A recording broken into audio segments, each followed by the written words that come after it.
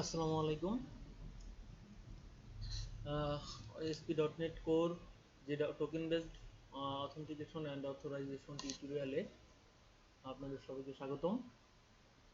আমি আজকে আপনাদেরকে দেখাবো ASP.NET Core দিয়ে কিভাবে আমরা টোকেন বেসড মানে JWT টোকেন বেস, JWT মানে হচ্ছে JSON ওয়েব টোকেন দিয়ে আমরা কিভাবে অথেন্টিকেশন অ্যান্ড অথরাইজেশন ইমপ্লিমেন্টেশন করতে পারি। এই টিউটোরিয়ালটা আপনাদের জন্য আমি আজকে তৈরি করব। তো আশা করি সবাই অথেন্টিকেশন অ্যান্ড অথরাইজেশন সম্পর্কে আপনাদের ধারণা আছে। তো যাদের ধারণা নাই, তো তারা একটু চেষ্টা করেন টিউটোরিয়াল একদম প্রথম থেকে শেষ পর্যন্ত দেখার, এবং কি প্রত্যেকটা কোড আপাতত বুঝেন আর না বুঝেন করার চেষ্টা করেন। আর যারা না বুঝবেন তারা অবশ্যই আমার চ্যানেলে কমেন্ট করেন, আমি চেষ্টা করব আপনাদের খুব সুন্দর করে বুঝিয়ে দেওয়ার জন্য। তো ধন্যবাদ। তো শুরু করা যাক আজকের আমাদের টিউটোরিয়ালটা। আমি একদম ভিন্ন উপায়ে আজকে টিউটোরিয়ালটা তৈরি করব। আশা করি ASP.NET Core দিয়ে আপনারা খুব সহজে, খুব easily authentication and authorization implementation করতে পারবেন। তো শুরু করি। আমি সর্বপ্রথম যে কাজটা করব সেটা হচ্ছে আমি ASP.NET Core এর বাই ডিফল্ট যে সার্ভারটা আছে আইডেন্টিটি ফ্রেমওয়ার্ক, সেটা আমি ইউজ করব না। আমি আমার মতো করে একটা টোকেন বানাবো। তো ওই টোকেন দিয়ে আমি আমার সিস্টেমে অ্যাক্সেস কিভাবে পাবো সেই কাজটা করব আমরা। তো আমি শুরু করি। তো সবার আগে আপনারা যেটা করুন, আমি আমার ভিজুয়াল স্টুডিওটা ওপেন করি।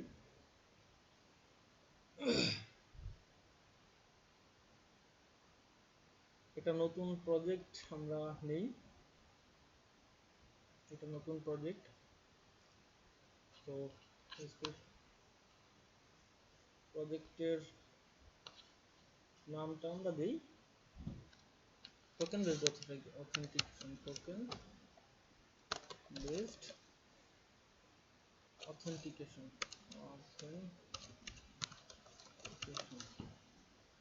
ঠিক আছে, তো আমরা একটা নতুন প্রজেক্ট নিলাম। তো .NET Core 3.11 আমার প্রজেক্টের এসডিকে। তো এখন দেখি, তো আমি সর্বপ্রথম যেটা করব, আমরা একটা ডাটাবেস তৈরি করব। আর আমি প্রজেক্টটা করব আপনাদের কোড ফার্স্ট। আপনারা চাইলে ডাটাবেস ফার্স্ট ইউজ করতে পারেন। আমি একদম আপডেট টেকনোলজিগুলো এই প্রজেক্টের মধ্যে ইউজ করব। তো কোড ফার্স্ট ইউজ করে আমরা একটা ডাটাবেস, একটা টেবিল তৈরি করব, ইউজার টেবিল।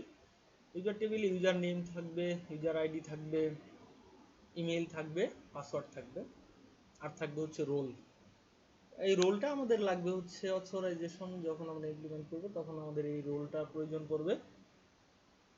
তো আমরা সর্বপ্রথম আমাদের যে কাজটা করতে হবে, এই প্রজেক্টের জন্য আমাদের যে প্যাকেজগুলো লাগবে সেই প্যাকেজগুলো আমরা আমাদের নোগেট প্যাকেজ থেকে ইনস্টল করে নিব।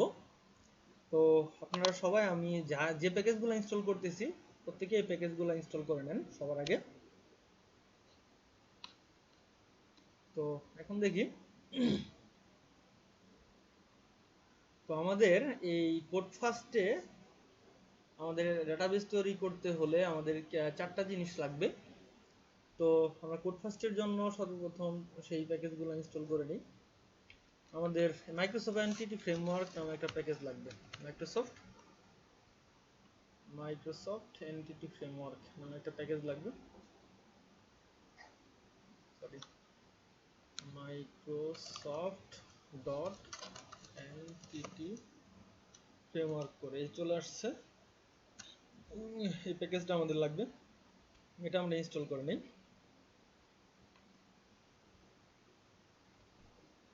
ইনস্টল করে নিলাম। তারপরে আমাদের লাগবে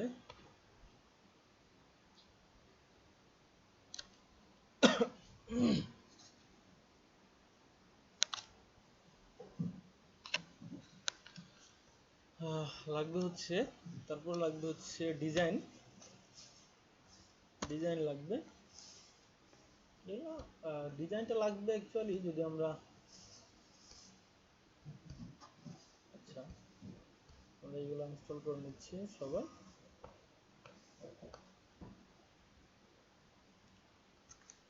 ডিজাইন, তারপরে হচ্ছে আমাদের এসকিউএল সার্ভারটা লাগবে। এসকিউএল সার্ভারটা ইনস্টল করে নেন। আমরা ইনস্টল করে নিলাম, ইনস্টল করে নিচ্ছি। তারপর আমাদের লাগবে হচ্ছে টুলস লাগবে, টুলস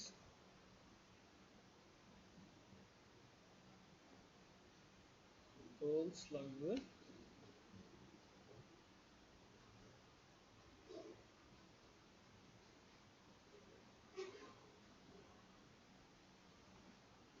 যাই হোক, আমাদের কোড ফাস্ট ইউজ করার জন্য আমাদের যে প্যাকেজগুলোর প্রয়োজন ছিল আমরা সেই প্রত্যেকটা প্যাকেজ আমরা ইনস্টল করে নিয়েছি। এখন আমাদের টোকেন তৈরি করার জন্য, JWT টোকেন তৈরি করার জন্য আমাদের কিছু প্যাকেজ লাগবে। তো প্যাকেজগুলো হচ্ছে Microsoft ASP.NET authentication JWT VR, এই প্যাকেজটা আমাদের ইনস্টল করতে হবে। আমরা এই প্যাকেজটাকে ইনস্টল করে নিচ্ছি। প্যাকেজটা ইনস্টল করে নিলাম।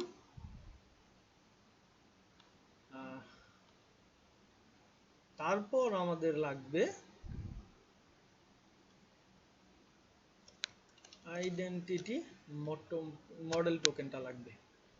এই যে এটা লাগবে, আইডেন্টিটি মডেল টোকেনটা লাগবে, হচ্ছে আমাদের আইডেন্টিটি মডেল টোকেন। তারপর আমাদের আরেকটা CORS-টা লাগবে। CORS Microsoft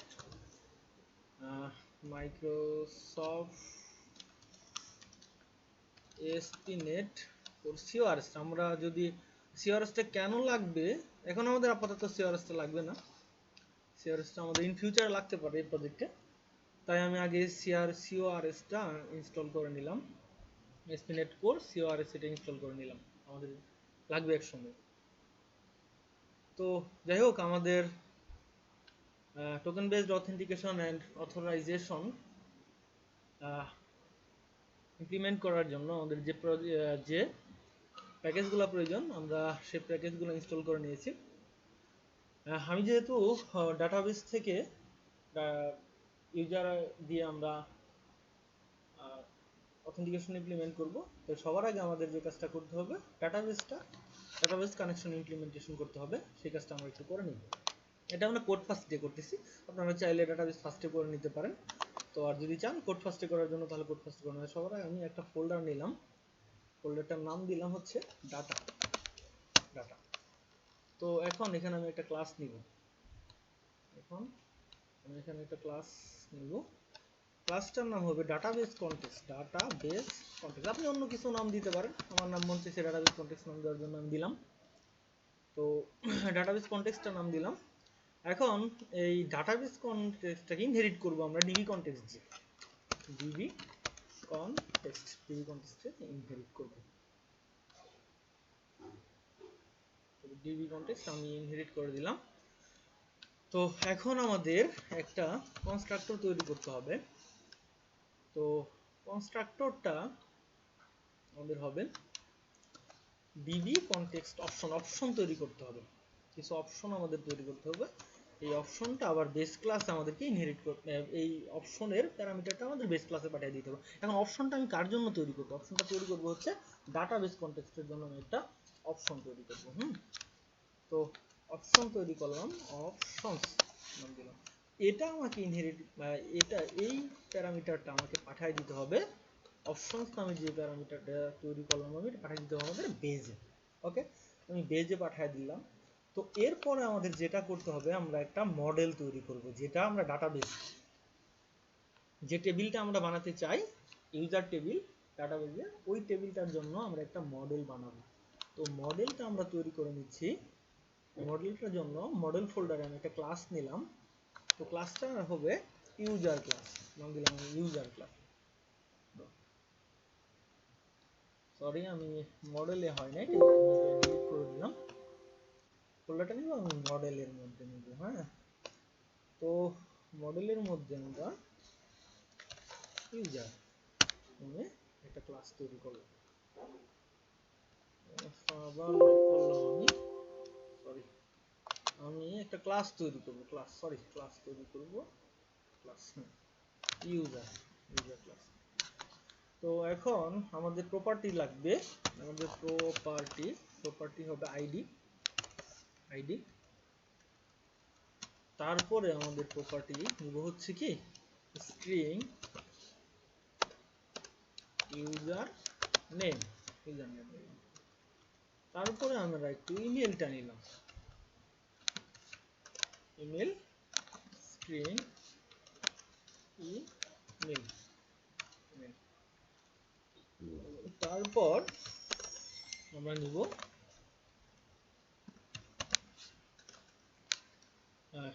password.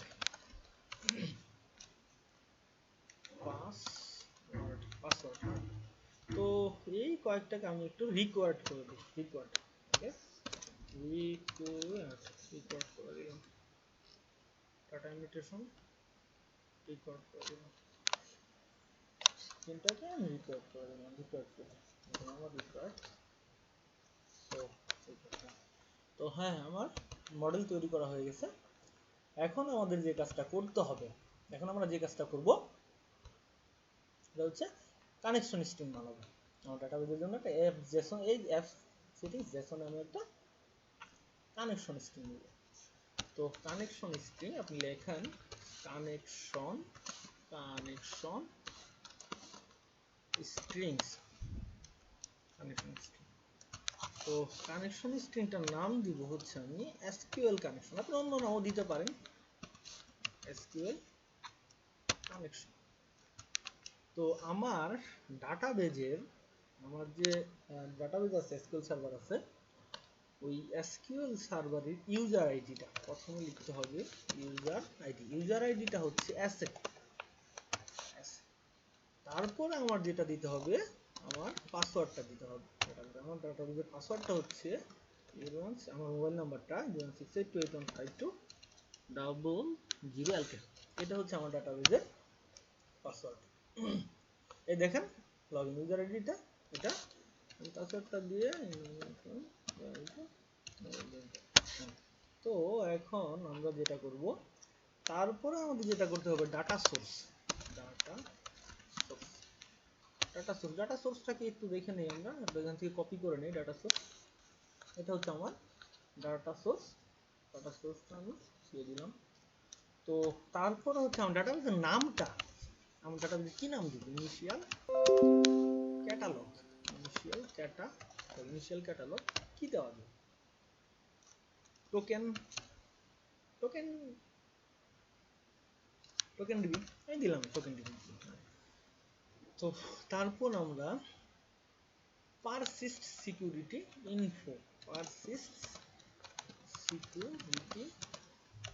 ইনফো এইটাকে আমরা ফলস করে দিব, ফলস। তারপরে কানেকশন টাইম আউট দিলাম।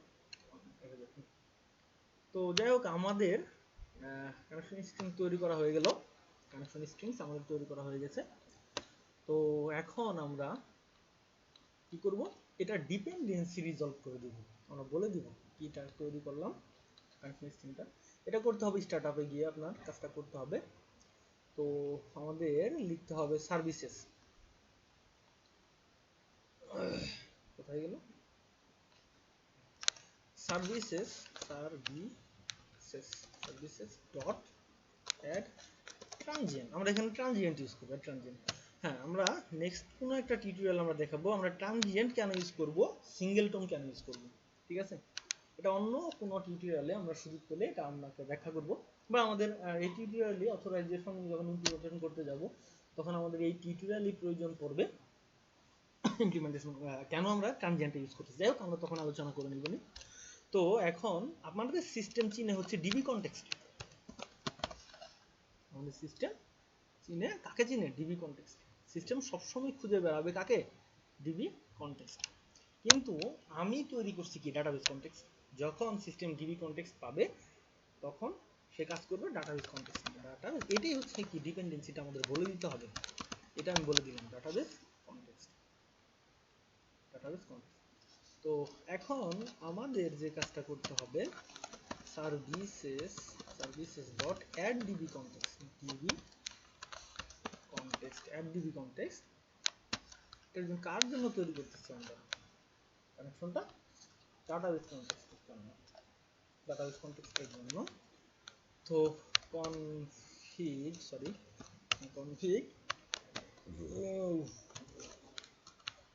config dot use SQL server configuration dot get connection strings। তো কানেকশন স্ট্রিংটার নাম কি দেওয়া হয়েছিল? কানেকশন স্ট্রিংটার নামটা আমি কপি করে নেই। নাম দেওয়া হয়েছিল SQL কানেকশন। SQL connection. আমি এটা বলে দিলাম SQL কানেকশন। SQL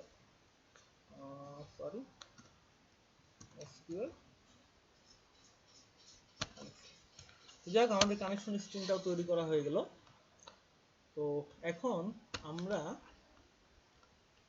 ডাটাবেস কনটেক্সটে গিয়ে ডিবি সেট তৈরি করে দিতে হবে। প্রপার্টি ডিবি সেট কি বলে দিতে হবে?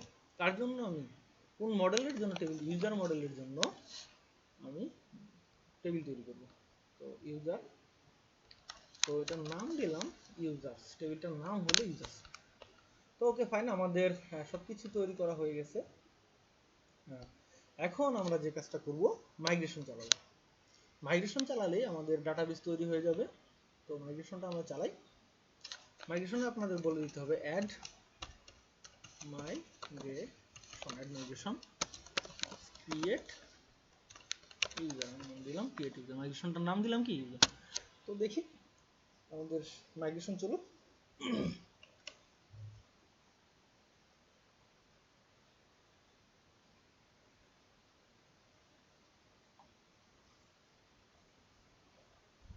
ওকে, মাইগ্রেশন কমপ্লিট।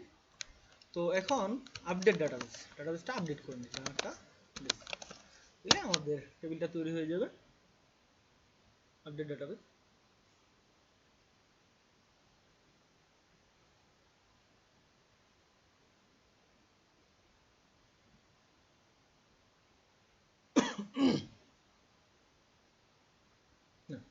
তো আমরা দেখে নেই আমাদের ডাটাবেস তৈরি হয়ে গেছে ইউজার নামে।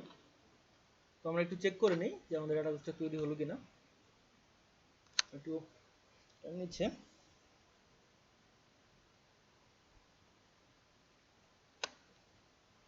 কি নাম দেওয়া হয়েছিল? কি টোকেন ডিবি। এই যে টোকেন ডিবি, দেখেন এই যে টোকেন ডিবি নামে আমাদের একটা ডাটাবেস তৈরি হয়ে গেছে। হ্যাঁ, টেবিল ইউজার, এই যে ইউজার টেবিল আমাদের তৈরি হয়ে গেছে। ইউজার নামে টেবিলটা আমাদের তৈরি হয়ে গেছে। তো এখন আমরা যে ইমেল পাসওয়ার্ড দিয়ে আমরা লগ ইন করবো আমাদের সিস্টেমে, যে ইমেল পাসওয়ার্ড আমাদের অথেন্টিকেট হবে, আমি সেখানে একটা ইউজার নেম আমি এখানে দিয়ে দিলাম। আমার নামটাই দিলাম লিখন। ইমেলটা আমার ইমেল এমডি লিখন 123321@gmail.com। তো তারপর পাসওয়ার্ডটা দিলাম 1234। পাসওয়ার্ডটা, হ্যাঁ। তো এখন এটা আমি ডাটাবেজে দিয়ে দিলাম। তো ধন্যবাদ সবাইকে। আমরা আমাদের প্রথম টিউটোরিয়াল এটা। তো আমরা যেটা করা, আমরা আমাদের ডাটাবেজের টেবিলটা তৈরি করে ফেলছি। তো কোড ফার্স্ট ইউজ করে আমরা ডাটাবেজটার টেবিল তৈরি করলাম। ধন্যবাদ। আমাদের এটা ফার্স্ট টিউটোরিয়াল। আপনারা সবাই এই টিউটোরিয়ালের সাথে থাকুন। সবাই আমি যেভাবে কোডগুলো করলাম, কাজটা করলাম, আপনারা ঠিক সেভাবে কোডটা করার চেষ্টা করুন। তো আশা করি খুব ইজিলি আপনারা ASP.NET করে একদম সার্ভার সাইড থেকে আপনার অথেন্টিকেশন এবং অথরাইজেশনটা কমপ্লিট করতে পারবেন। ধন্যবাদ সবাইকে। তো আমার টিউটোরিয়াল যদি আপনাদের ভালো লেগে থাকে অবশ্যই তাহলে আপনারা আমার চ্যানেলকে একটু সাবস্ক্রাইব করুন। আর আরেকটা কথা, যারা আমার টিউটোরিয়ালটা বুঝতে পারতেছেন না অবশ্যই আমাকে জানাবেন, কমেন্ট করবেন।